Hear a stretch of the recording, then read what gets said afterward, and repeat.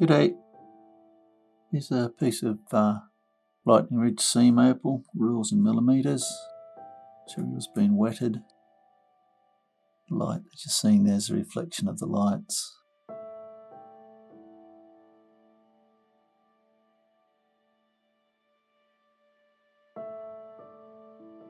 Interesting piece. You're going to end up with potch and colour, I think, although you could possibly cut this off through here, get a stone out of that piece, and then cut that the way it is and end up with a potch and colour type stone.